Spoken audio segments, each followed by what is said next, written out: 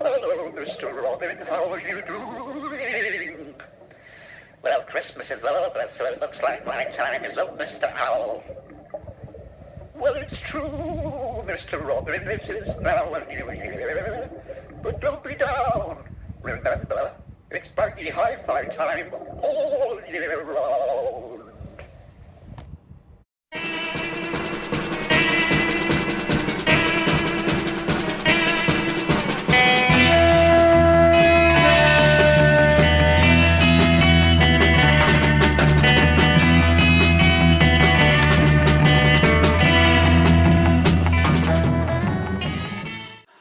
Greetings cats and kittens, welcome once again to Baggy Hi Fi, this YouTube channel devoted to record collecting and the vinyl community here in the UK.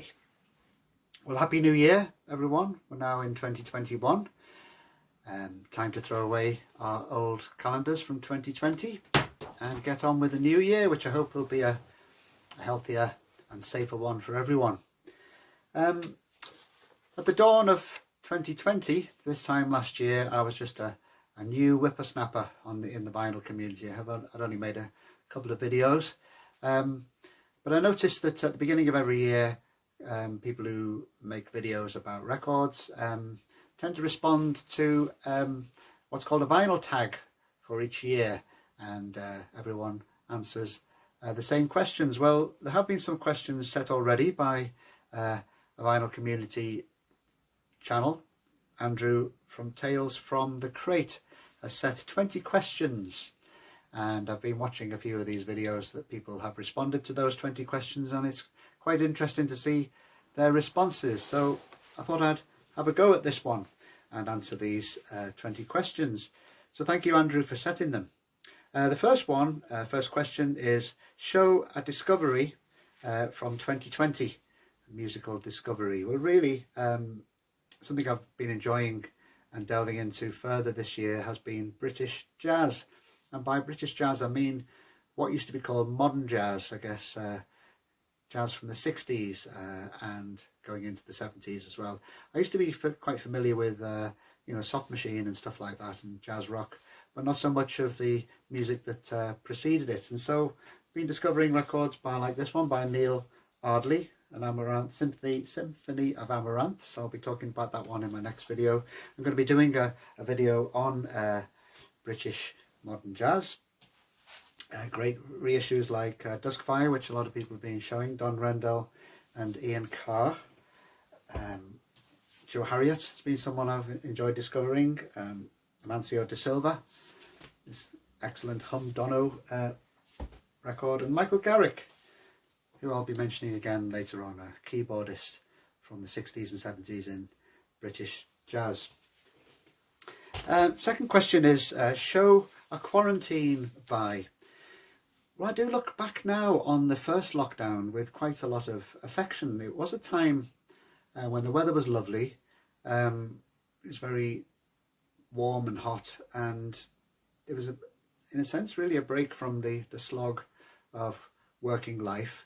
There was a sense of optimism, really, that we all thought, we were maybe going to come out of this pandemic in the summer. Of course, that didn't happen. So I look back on that time with quite a lot of affection. It was a time when, of course, the record shops were closed for the first time. They're now closed again because we're now in Tier 4 here in the northeast of England. And I started ordering quite a lot of records, like probably you did, online. This is what I remember enjoying in that sort of balmy, sunny period of the first lockdown, and it's a reissue of Incense and Peppermints, great 60s American classic pop psych record by the Strawberry Alarm Clock. And I did show it in one of my videos at the time, and it does reproduce really nicely the original Uni label, and it's on red vinyl. Very enjoyable records, lots of Farfisa organ on it and harmonies.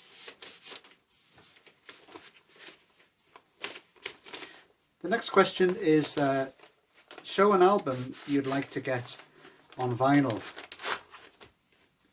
Okay, the one I'm going to show is a British psych classic. Tomorrow, their only album, features My White Bicycle, a band that featured Keith West, Steve Howe, later to join Yes, Junior and Twink. So I really would like to get an original of this. This is quite a nice CD version that has a few extra tracks by the Aquarian Age and Keith West. It's probably unlikely that I will be able to get or afford an original of this, which by the way came out in 1968, because I was just checking on Discogs about an hour ago, and a decent original of that first album by Tomorrow would cost me about £400, but you never know, one day. Question number 4, show a box set. Well, believe it or not, and I'm quite surprised myself really, I don't own any vinyl box sets. Maybe it's something I can do in 2021. So I do have quite a lot of CD box sets, and this is one I've shown before, but it's one I recommend. It's Circus Days. It's a 6 CD set of British psychedelic obscurities in a nice clamshell box, similar to the ones that I've shown before on the Grapefruit label. 5th question, show a concept album. Well, it would have been easy to sort of pick out, you know, Tales from Topographic Oceans, or I guess you could call Sgt. Pepper's a concept album. But I've picked this one, and it is a favourite of mine, and it's Song Cycle by the great Van Dyke Parks. This was not a success when it first came out, and it was a project by the great arranger, songwriter Van Dyke Parks, who is associated with the glory days of the Beach Boys and made many excellent albums on his own. I think this is a concept album. It doesn't tell a story, but it does evoke America and old America, and the snippets of gospel tunes here and banjo and the landscape of America as well. It is especially the West Coast, as Palm Desert, Laurel Canyon Boulevard, and the beautiful setting of Donovan's colours. It's a wonderful album if you haven't heard this one, Song Cycle by Van Dyke Parks from the late 60s. 6th question, a band who changed direction.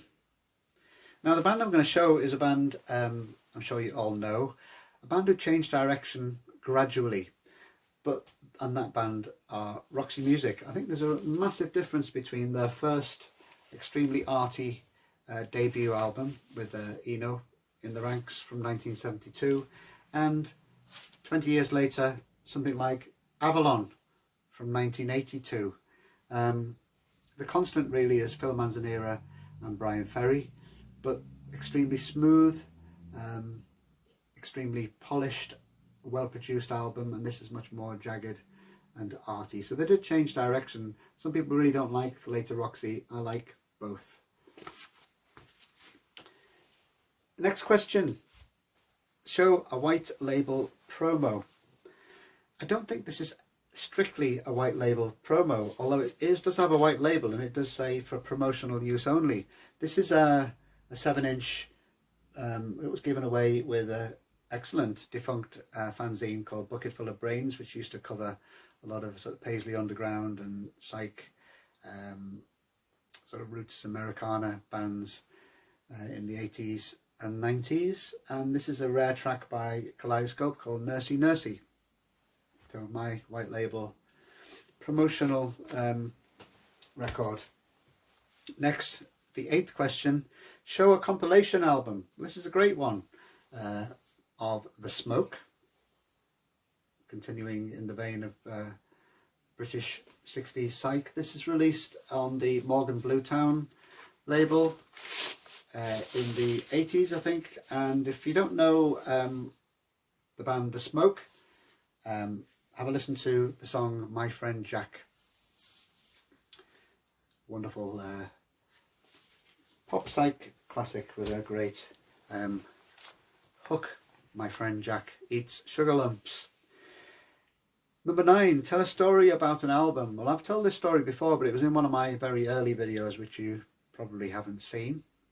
And this is when I was on holiday in Whitby in North Yorkshire, an area I really like. I like the Yorkshire coast, and I just bought this album by Family in the market, the indoor market, which is a very early compilation from 1971 of old songs and new songs. So it sort of gathers tunes from their first 3 albums. So I just bought this and I was quite pleased. And I was just about to travel on to Scarborough, which is not very far away.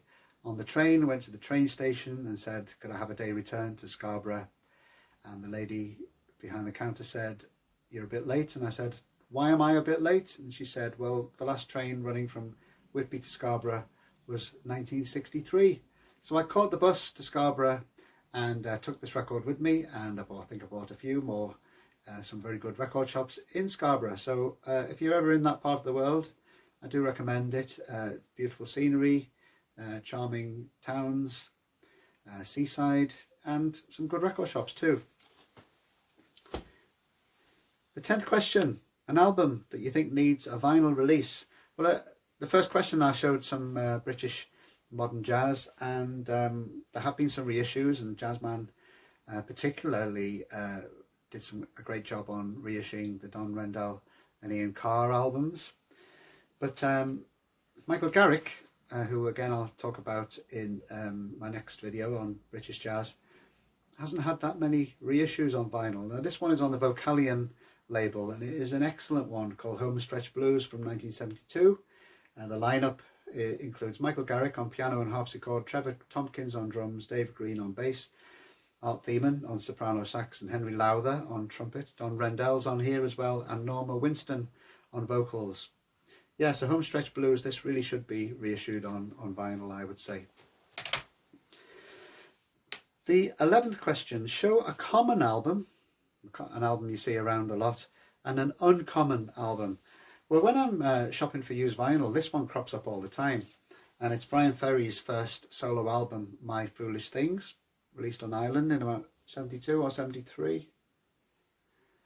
And it is a good album, but for example, even my local shop that sells used vinyl, I think has about 3 copies of this. So it's a very common album. Now the uncommon album, I don't think I've ever seen it in a used vinyl shop. It's one I bought back in about 1990, and it's by a New Zealand band Snapper. This one I think should get more attention, and it's called Shotgun Blossom.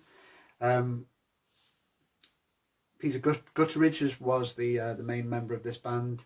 He was a founding member of The Clean, and he was also in The Chills, so 2 acclaimed New Zealand bands. If you like sort of modern psych bands like Moon Duo, if you like Suicide, if you like Spacemen 3, then this is an album for you. If you want to sample a track by this band Snapper, have a listen to the song Buddy. So yeah, this is a very uncommon album, but it does deserve to be seen around a lot more. On to the 12th question, show an EP. Well, back to the band Family now, who are a favourite of mine, a British band mainly from the 70s. This is a maxi single or an EP, an original on Reprise Records, and this one has The Weaver's Answer on one side and 2 tracks, Strange Band and Hung Up Down, on the other, and has a nice cover, I think, very much of its time. Show a girl group. Well, I could have shown the Bangles or the Go-Go's or someone. I thought I'd show a band less obvious, less famous, good garage punk band from the late 80s, The Brood, and this is an album called Vendetta. It's released on the Estrus label, which put out many great garage music releases in the 90s. Yeah, real sort of tough garage music with attitude. Definitely recommended. There's the Estrus label. Most of the Estrus releases tended to be on CD because it was that time of the the early 90s, but this one is, as you can see, is on vinyl. 14th question, show an album cover that you love. Well, I think this one is one that many people like, and it's the first Black Sabbath album. Gatefold, wonderful treated tinted photo designed by Keith, spelled with a K, and the whole package is just so nice on Vertigo. This one's a bit tatty, but it is on Vertigo, and the vinyl plays very well. So yeah, spooky in extreme, set the standard for all sort of later spooky, grim black metal covers, I would say. Black Sabbath from 1970, I think it was. Show an album that you play a lot, or an album that you play the most. Well, an album I've been playing a lot recently is this reissue of the 1967 album by Blossom Toes. Now, Blossom Toes were a 60s UK psych pop band who were managed by impresario Giorgio Gomelski, and people who heard this record for the first time in 1967 likened it to Sgt. Pepper's because it is very elaborate in its production and very creative in its production. It's very melodic, some great tunes on here, and so people in the press at the time called this Blossom Toes Lonely Hearts Club Band. But is this one really, I think my version here is a bootleg. It's on the Astro Zombie label. I think there is a reissue of this on Sunbeam Records, which is more official, but this one plays fine. Show an album that you had to get an OG of, that is, an original copy of. Well, this is my original copy of the Beatles' Revolver. It's nice to have originals by the Beatles. I checked up at this one, and looking at the matrix numbers and all that, which I don't really usually go in for, I think this is a late 60s issue of this 1966 classic. It's a stereo. It's in fairly good condition, probably not VG plus, but I played it this morning and it sounds great. But I do have a plain copy, which is a recent-ish 180 gram reissue of the same album. So yeah, Revolver by the band I think you may have heard of, the Beatles. 17th question, the last album you bought. Well, on Wednesday I was out shopping in Whitley Bay and I saw on my phone that we were going into Tier 4, so I knew that meant record shops were closing once again and many other shops were closing once again.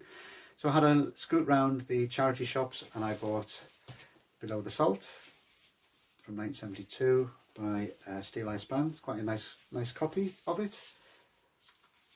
I think it was about £7 on a Chrysalis label. And in the same charity shop I bought this one for 50p, and it's Both Sides of Frank Woppet. So you may say, who is Frank Woppet? Well, quite a cheesy character, but one I have quite a lot of affection for, because Frank Woppet used to be a radio presenter on BBC Radio Newcastle in the 70s, 80s and 90s, and I think he died in the early 2000s. And he used to present a programme I used to listen to on a Monday nights, playing old jazz music, big band music, and his presentation was just so engaging. I used to tune in every week. He also had a life. He was also a Christian minister.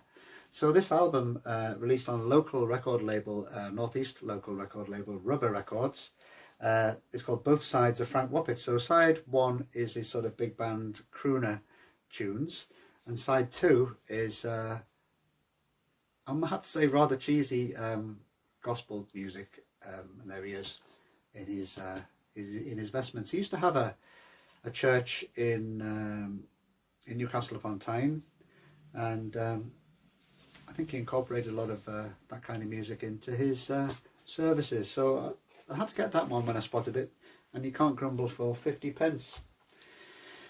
And question 18, an album they didn't get. Well, I think this question sort of implies an album which maybe puzzled some people who were maybe fans of a particular band, or an artist.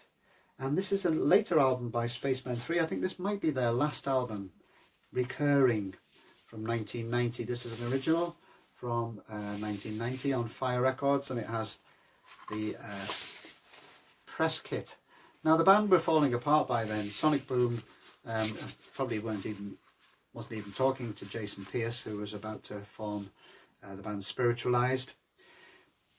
Everyone, when they talk about Spacemen 3, tend to talk about their early albums like The Sound of Confusion and The Perfect Prescription, which are sort of Stooges-like and very good. Now this one's pretty different because I think Sonic Boom had been attending raves, and so his side of the album is very sort of dance orientated, but nevertheless very good. So that's an album that maybe some people didn't get, and it's one that not many people talk about in the Spacemen 3 catalogue. Number 19. Last piece of paper. Show a punk album. Well, this is one that Vinyl Richie probably has a copy of, because he's been showing recently some Iggy and the Stooges releases. This is definitely a punk album. This is I Got a Right, and it's outtakes from the Raw Power sessions, previously unissued until the 80s, I think. It says, these songs are without question among the best ever recorded by the Stooges. They're among the first laid down for the Raw Power album in June 1972. They were rejected for being too raw. So, extremely punk, released on the Greg Shaw's Bump label.